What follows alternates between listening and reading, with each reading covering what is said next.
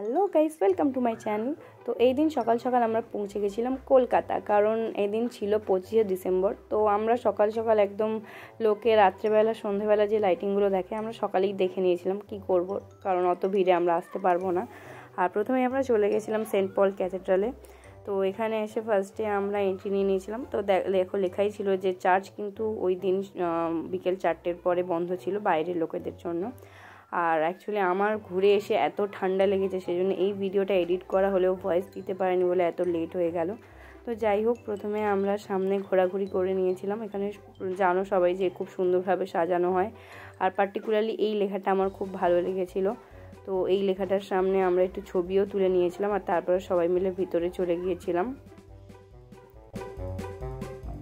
অন্য সময় এলে কিন্তু চার্চের ভেতরে আমি দেখিনি যে ভিডিও অ্যালাউ করে, বাট আজকে অ্যালাউ ছিল। আর এখানে প্রেয়ার হচ্ছিল।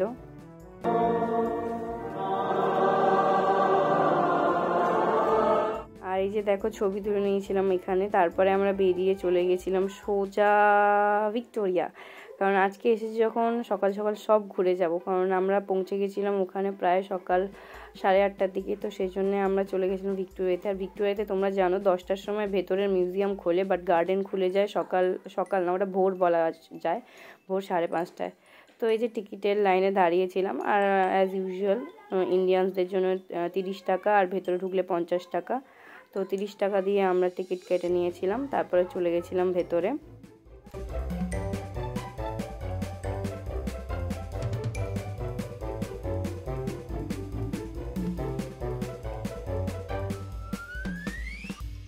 ভেতরে ঢুকে হাঁটতে হাঁটতে সামনে মানে পিছন দিয়ে, অ্যাকচুয়ালি পিছনের গেটটা দিয়ে আমরা ঢুকেছিলাম। তো সেখানে সামনের গেটটার কাছে চলে গিয়ে প্রথমেই বসার জন্য আমরা জায়গা করে নিয়েছিলাম, সাথে করে প্লাস্টিক বেডশিট এগুলো এনেছিলাম। ছোটোখাটো একটা ভাই বোনের একটা পিকনিকই ছিল বলতে গেলে। আর এদের দুজনকে দেখো পারতে মাত্র এসে শুয়ে বসে সব নষ্ট করে দেবে।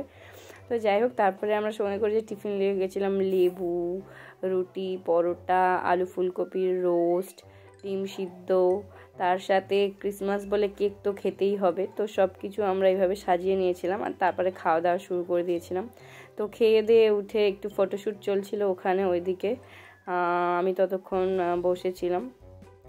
তারপরে কেক খাচ্ছিলাম, কেকটা তখন খাওয়া হয়নি, তো কেকটা একটু পরেই খাওয়া হয়েছিল।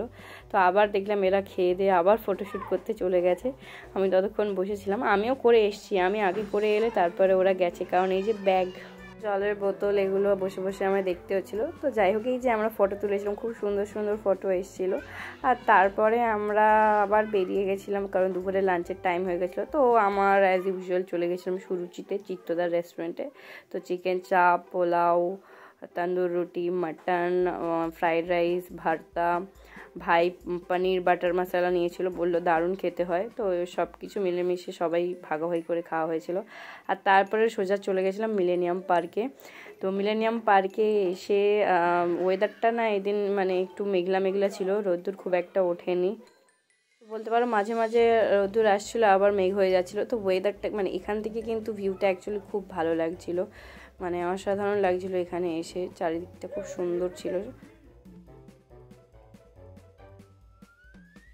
আর তারপরে এখানেও কিছু সুন্দর সুন্দর ফটো আমরা তুলে নিয়েছিলাম। তো এখানের ফটোগুলোও কিন্তু দারুণ এসেছিলো। আর তারপরে ভেতরের দিকে গিয়ে আমরা একটু ব্যাডমিন্টন খেলছিলাম, কারণ এতে তো খেলা যায়নি ভিক্টোরিয়াতে। তো এখানে এসে ভাইরা একটু ব্যাডমিন্টন খেলছিল।